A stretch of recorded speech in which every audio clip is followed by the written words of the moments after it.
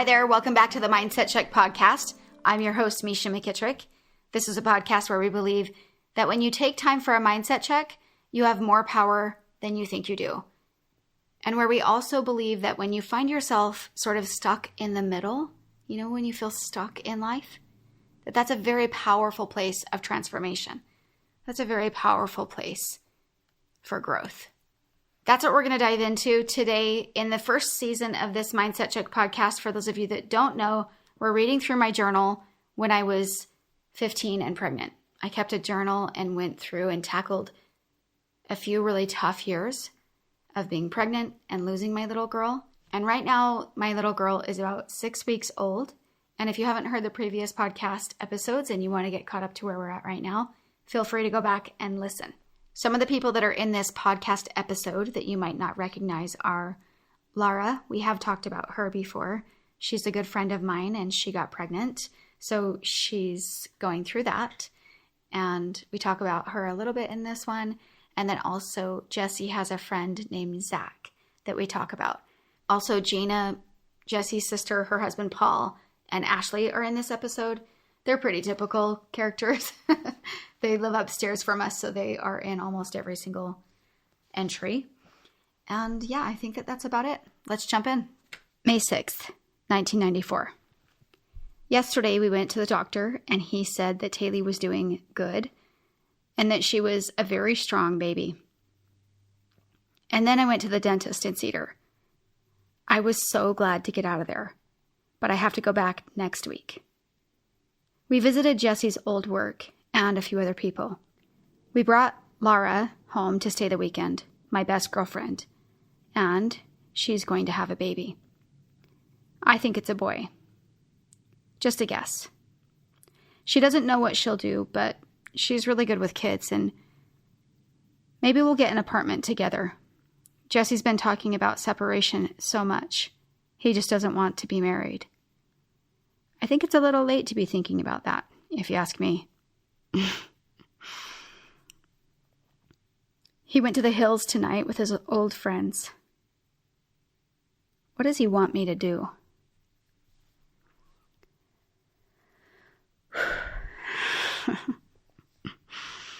Let's keep reading. We're going to read 2 more entries, and then we'll break all of this down. May 11th, 1994. Sunday, we went to church and to Cedar for Mother's Day dinner. Jesse got me a nice card. Monday, me and Gina went to Cedar to give Ashley a surprise birthday party at McDonald's. She loved it, and when she got home, she found a swing set and a sandbox in the backyard. She was pretty surprised, and she loved it. Yesterday, my mom and I went to Fayette to get 5-generation pictures. My great-grandma Lyman, Grandma Christiansen, my mom, and I, and Taylor. Grandma and Grandpa Lyman loved her. Grandma's lost her memory, and as we were leaving, she said, "Oh, you can leave him here," over and over. Grandpa was trying to tell her, "It's a girl, it's a girl." She even had a bow in her hair, but she still thought she was a him. They're getting really old, and that's pretty sad. Jesse and I decided that we never want to be put in an old folks' home. We think it would be terrible, and we want our family to take care of us if it ever came down to it. March 12th, 1994. Yesterday, we went to Heber again, but this time, Gina and Paul bought wave runners. We are going this weekend and leaving Taylor with Grammy and Grandpa, Jesse's mom. It's going to be a blast. Me and Gina went to Cedar, and I went to the dentist. Then to, I can't make out the word. I think it's like going to the doctor because next it says my appointment was scheduled for a pap smear, so I have to go back in Monday. It's not really clear. Gina has a lump in her breast. She asked the doctor, and he said that it was definitely a cyst, which causes breast cancer. She has to get a mammogram Monday in Cedar. When we got home after a while, Zach, that's Jesse's friend, wrecked his car. I guess he's living here. I had no say in it. He drank 2 beers and was going fast and hit a dip. He ruined the front end, ran into house. And let's just say his car isn't worth much right now. Paul and Jesse went to Beaver to get him out of jail.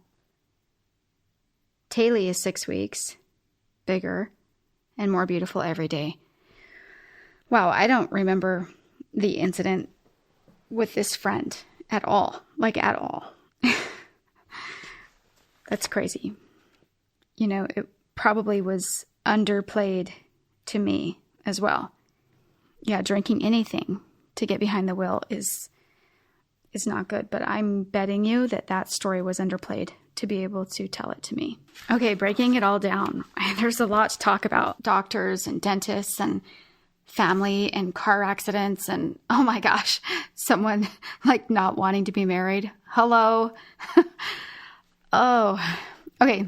The first little like tiny, almost insignificant thing in this whole thing is that I really did used to hate the dentist so much. And it's not like I like the dentist now, but learning how to breathe and pay attention to my breath, or listening to a book or a movie or music or something like that when I'm in the chair. I don't know if that's very helpful for people, but just really learning how to breathe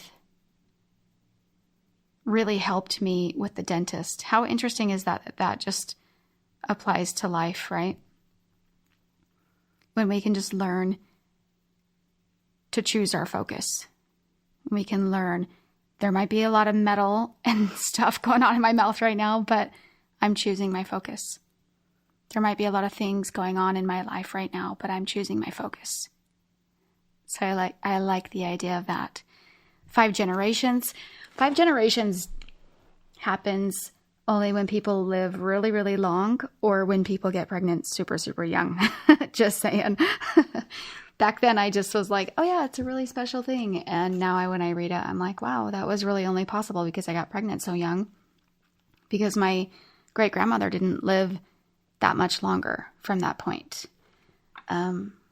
Yeah, so that's kind of an interesting thing, but it was special. It was very interesting to have 5 generations in one room and take a photo and to really see, you know, if I could go back in time to that and just think about each one of those women and their personalities and their life and what they'd experienced and how it led to other things that the next generation experienced. Oh, such an interesting conversation. But that was a really cool experience, and it was cool. I remember to see my great grandmother just kind of dote on Taylor. That was really, she just loved her so much. She didn't want anyone to take her away from her. Cute that she kept referring to her as a boy, but she just knew and felt the presence of love and someone in her arms. And yeah, the conversation about an old folks home, goodness gracious. I think that now where I'm at looking back, I think it's most ideal if people don't have to go into an old folks home. But I also understand the strain that can come to family. You know, I just think that there's no judgment, no matter what, you know, ends up having to happen. I think that some people I've even seen prefer being in a home because families are super busy and go, and it's too much for them. So there's a lot to be considered when it comes down to that. I think it just is easy to look at it from the outside looking in, looking at it like a fearful thing, but it could also be a really good thing. So yeah, no judgment there. I just remember, yeah, I did have those feelings, and I still feel that, but I also know that there's way more that goes into those kind of decisions, Yeah, and the car wreck, the way that I kind of referenced already, that I bet that was downplayed, kind of that he drank 2 beers, because, and I just say that because of things that happen in the future, and you'll see, as the story continues to develop, things that happen in the story and the way things were constantly kind of downplayed for me so that I didn't really understand or know what was going on. And that brings us to the really huge bulk of what I want to talk about today, is kind of being in the middle. I kind of was blindfolded. Yeah, I was kind of blindfolded. I just feel like there was a lot of things that I didn't see because I was naive. I was young. I was new to this. He wanted to be separated. He went out in the hills with his friends, which really means he went out to party, and I was home with the baby and playing the family role, and he was out partying with his friends. It's interesting to think about how in that moment I would have been registering, he's not choosing me. He's not choosing me. And, I know I wrote about it, but I know that there was probably a lot of that I wasn't necessarily really being in tune with. I think now I could go back in time and know exactly how to handle that situation, or at least have a lot of different ways that I could act or make decisions and move forward instead of being so stuck kind of in the middle of all of this, Today I would just know better how to handle that. And sometimes I think we're in the middle with a lot of different things in our life and we don't know any different. Just like how I was in the middle of that situation, being married to someone that didn't necessarily want to be married. Not even necessarily to me, just to be married. He took that on way too young, as did I, but I was being responsible about it, I feel like. But I think what's really important to understand is that I would be able to go back and handle that differently or better now because I went through it. And I think that's what life is.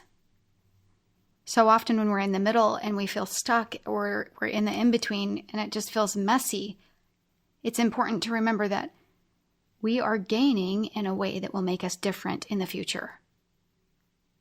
Being stuck in the middle and in the mess is making us more capable. And if you look back at times in your life, and if you were posed the same challenges that you were in your past, I think it's easy to see that you would be able to handle those situations a lot better now. And the reason that I bring that up is because it's so important to remember right now. Because when we're stuck in the middle and we're stuck in the messy, we become blinded. It's hard to see. It can feel so numbing. But if we can look back, we can trust the process. We can trust that we'll be shown the purpose of what we were going through. Remember that what matters in life is not what happens. What matters is what you think about what happens. So if you're stuck in the middle and you're in the messy, remember, gosh, if you can think through that there's a possibility that there's a purpose in this mess, it will change the way that you go through it. Last summer we were in the redwood forest, and man, I loved the lesson from the trees that I learned there. In these tall redwood forested areas with these incredibly beautiful trees, these sequoia trees reach 200, 300 feet. The tallest one is measured at 379 feet, okay? Taller than the Statue of Liberty. Huge, huge trees. And when we were in this forest, there would often be fog. And sometimes the fog looked really cool and contributed to this feeling of just being in the forest. And sometimes the fog was really in your way and you were kind of like, ugh, let's get through this. We don't want to see the fog. And sometimes you just felt kind of stuck in the fog. because you couldn't see what you were trying to see. And it didn't feel clear. And sometimes it blocked you from the warmth and made you cold. Sometimes it just really got in the way.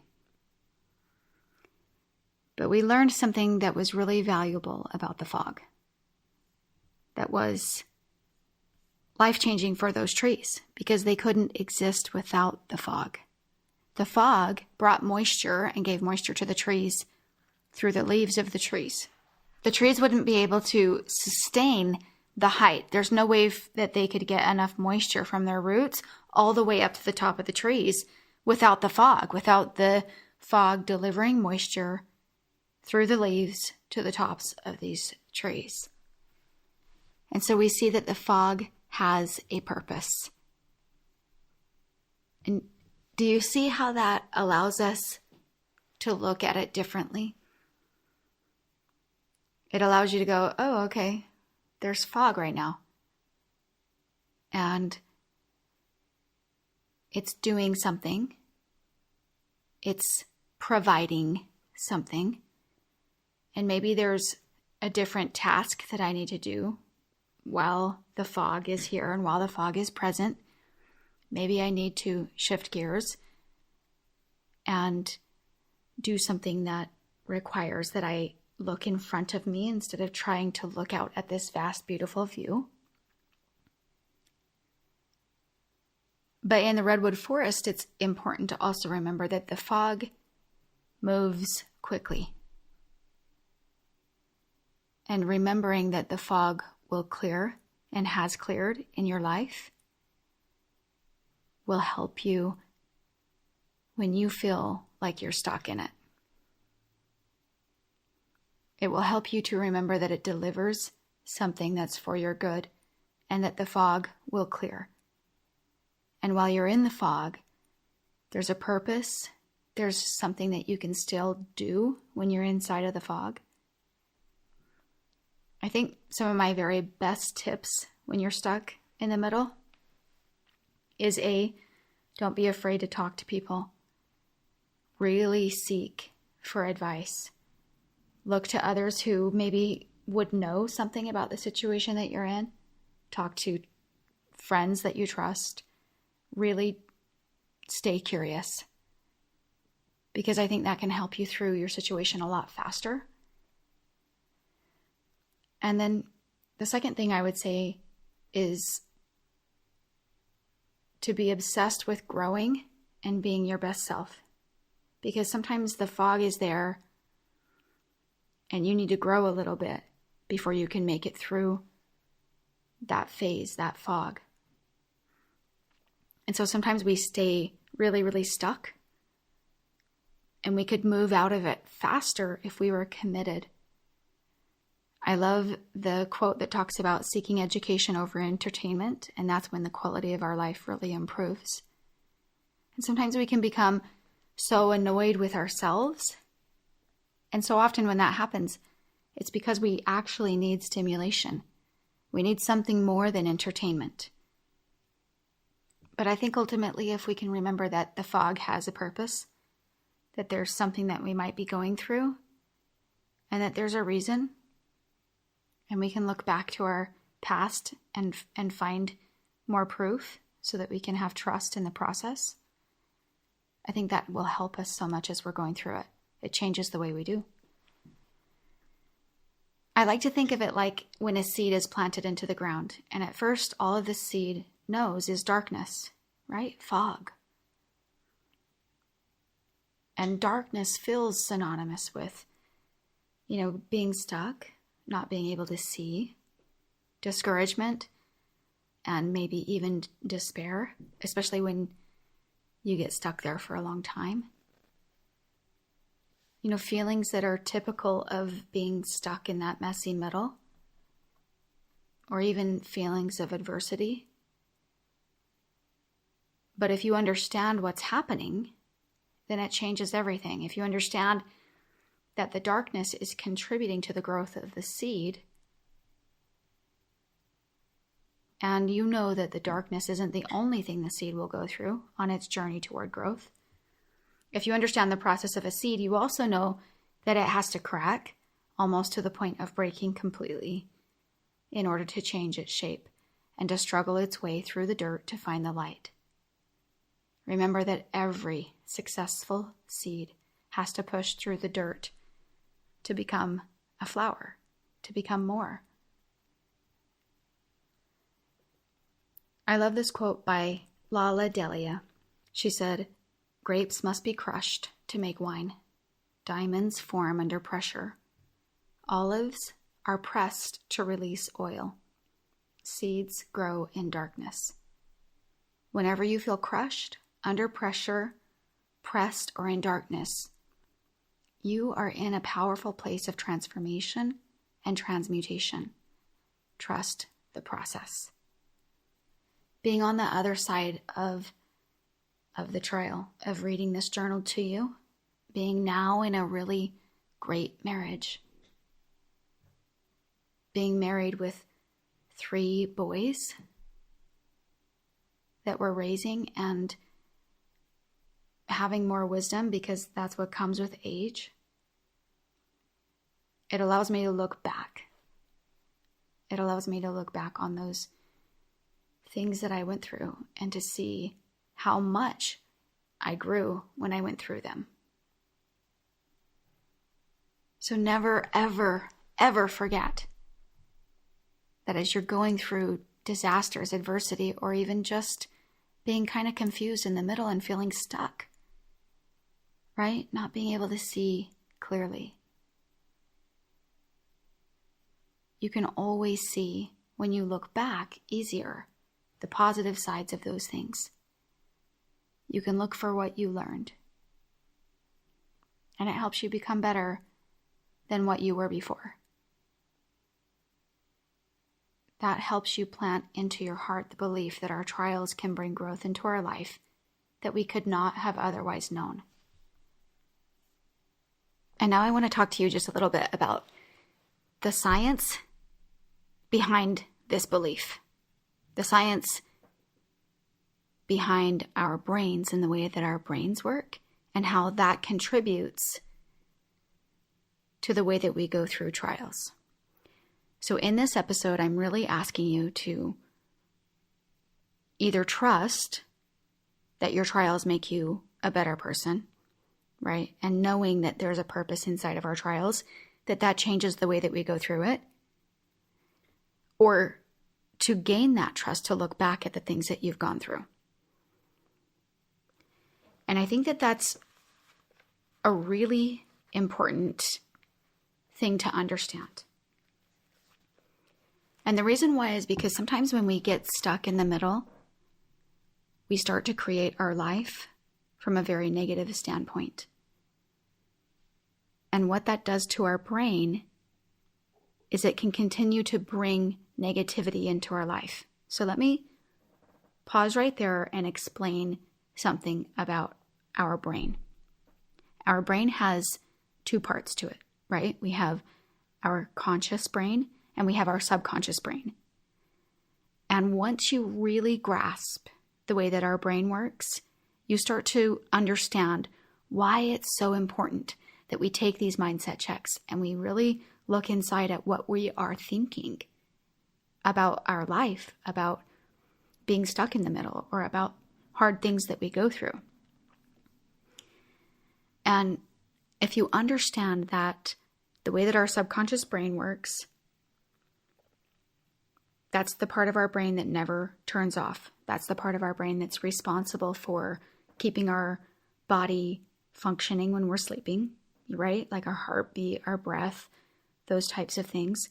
Our subconscious brain is also the place where we hold all of our deep beliefs, our thoughts about the way that the world works. And our subconscious brain has a way of whatever we believe inside, deep inside of that subconscious brain, whatever we believe inside of there, our subconscious brain is so powerful that it will bring that into our life so that it manifests over and over and over as proof. So the way that I'm sitting here and telling you, yes, our trials make us better and stronger, part of that is because It's something I believe so deep down in my soul. And then I look for proof. I look for proof in my history, and then I continue to look for proof in my life. And thus it's manifested. Our conscious mind is the mind that influences our voluntary behavior. It's where we start to gather intelligence. It's the place where we begin to form what our beliefs are that are stored into our subconscious brain. It is the place where we make decisions and where we have logical reasoning, where we experience the five senses. That's all the kinds of things that happen inside of our conscious mind. So our conscious mind, if you take the idea of just a habit, it's easy to understand our brain, the difference between our subconscious mind and our conscious mind by the formation of a habit. Because a habit that's already formed is something that exists inside of us, our subconscious mind. It's something that's kind of an automatic way, the way that we do things. But our conscious mind can influence our subconscious mind. So when we want to start a new habit, you know how it feels hard at first? It's because it's not learned by our subconscious mind yet. But do you see how when we form a habit, our conscious mind is influencing our subconscious mind? So it's the same with our trials, with our conscious mind and our subconscious mind. If we can train our subconscious mind to believe and to understand that it is going to make our life better and that we're going to become a better person because of the things that we experience and that we go through in life, that's what we'll bring into our life over and over. There's a lot of times when people get stuck in the middle, they have this, negative attitude. They give up, or they become aware that they have an unhealthy way of looking at it, and they realize that their attitude isn't serving them, but they don't know how to fix it. And so they become discouraged or depressed. And they become resigned. They think they're doomed to a life of hard times or failure. They can become convinced that the state of their life is just a sad state and that that's what life is. And they continue to move through it. But they don't understand when they're in the middle of it that they are creating this misfortune. They're telling their subconscious brain, hey, life sucks. And their subconscious brain is going, okay, life sucks. We get it. And then the subconscious brain is so powerful. It is so powerful that it continues to bring things into your life to show you what it is that you believe. It seeks out. It's like the thought from Kurt Vonnegut that says, we are what we pretend to be, so we must be careful about what we pretend to be. When you really understand the difference between the conscious and the subconscious mind, you understand that sometimes there's some trickery that has to happen. That's what affirmations are. When you're telling yourself, I am, and then you fill in your affirmation, and it's these powerful words that you're trying to bring forth in your life, it's really that you're tricking your subconscious mind with your conscious mind. You have the power in your conscious mind to have influence in your subconscious mind where the powerful things happen. Back to the analogy of the seed in the ground. You don't have to worry about the biological process that it takes to make a plant grow. The plant knows how to do it.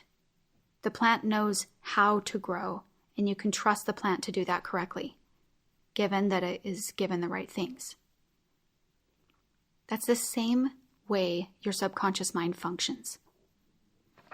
Your subconscious mind understands how to structure reality. Your part in it is the belief. Your part is to influence your belief and to really find proof that your trials do make you better, bigger, stronger, more capable, more compassionate, a better person. They help you to become very deep and rich in a raw human experience. And if you can hold that belief, your subconscious mind will continue to show you proof. It's much like a train track. Do you understand that it is a very minute movement to change a train to go onto a different track, right? It's just a little shift that allows the train to take one track or another track. It's a very small movement. And when it's done correctly and the train takes a completely different path, from that small movement, a train can end up in an entirely different location from one small shift. And being in the middle of something is a lot like that. Ralph Waldo Emerson said, "A man is what he thinks all day." Chinese proverb says, "Unless you change direction, you're likely to end up where you're headed."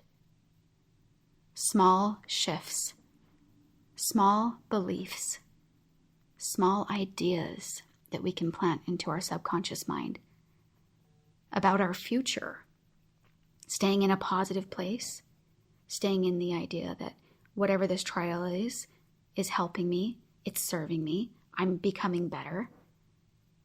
That's going to serve you so much more than getting down and saying whatever things you think might be true, but that are negative about the situation that you're going through. What you choose to focus on is your reality.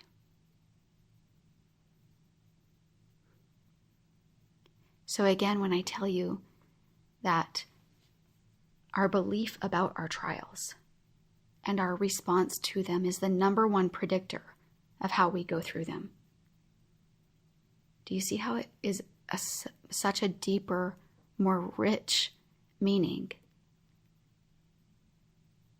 That if we can really attach that trials are for our good, they help us to become better and to really live a rich, raw human experience where we can relate and love, and it changes the way that we show up for others. It changes, it even changes our desire to live the good moments better and to really feel them. It helps pull us out of the numbing reality that can be present when we're not aware of the opposition. When we're aware of the opposition, the good is more rich. And we have more of a desire to create it and to make our life amazing. So whether this information is new to you or whether it's a refresher, especially if you are staring the middle in the face right now, maybe you're going through some fog, right? Because life is full of ups and downs. It's constantly moving. No matter what position you're in, remember that you have influence over how that goes for you. You have influence over the belief you have about why you're in your trial, why you're in the fog in the middle. You have influence over the ideas that you hold over what the fog is.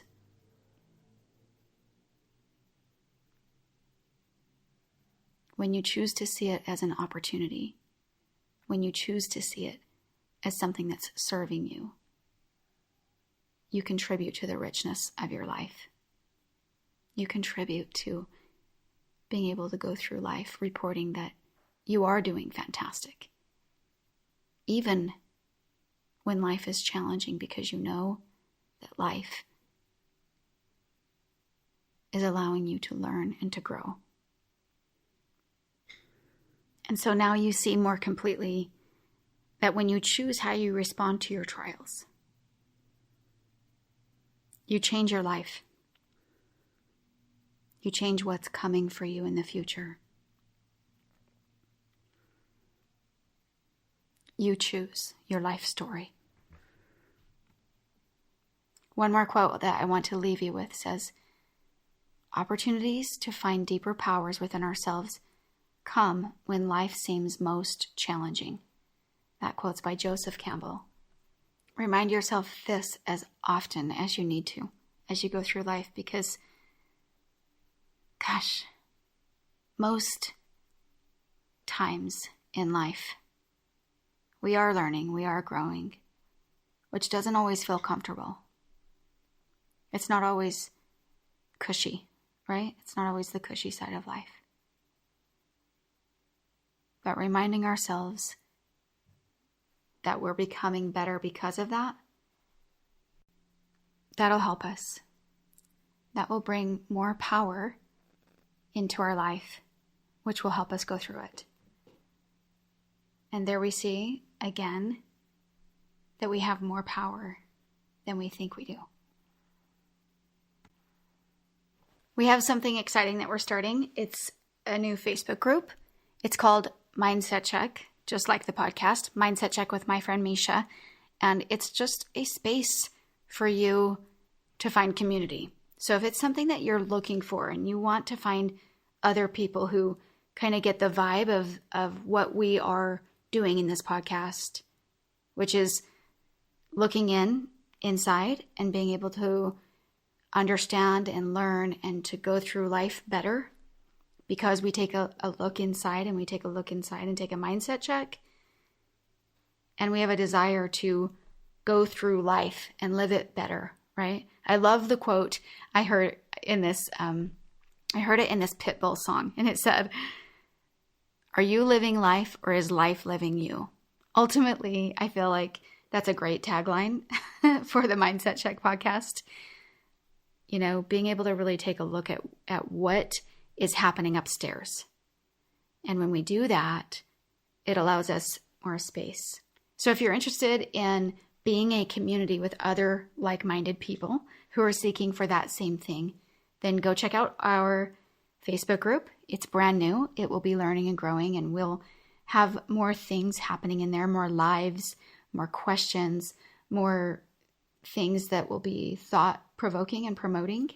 So, and you can also go in there and share your story and ask advice from other people. We're just going to have a goal of creating a really great community in there. And because the people who I know are attracted to this podcast and the things that I know that we could all contribute to each other's lives, that's just a space where we can do that. So if you're interested, go check out the Mindset Check Facebook group. And we would love it if you want to share any breakthroughs that you've had because of the podcast on there, or if you want to share them with me through email or on Instagram with a DM, then I'll share it on the podcast. We would love that. You can send an email to hello@myfriendmesha.com, and Mesha is spelled Mesha, or you can DM me on Instagram at myfriendmesha. And we'll take a minute in our upcoming episodes, in our upcoming podcast, to share your story with our other listeners and allow them to have breakthroughs because you're sharing your story also. Also, remember that this podcast can grow with your help. We would love it if you share and if you subscribe, leave a review. Those are things that are really, really helpful to help keep momentum with a podcast and to help it grow. And we would love that. And thank you so much for letting me walk through a small part of your journey with you today. Remember that our belief about our trials and our response to them is the number one predictor of how we go through them. And how we go through our trials determines our life story. Until next time, my friend.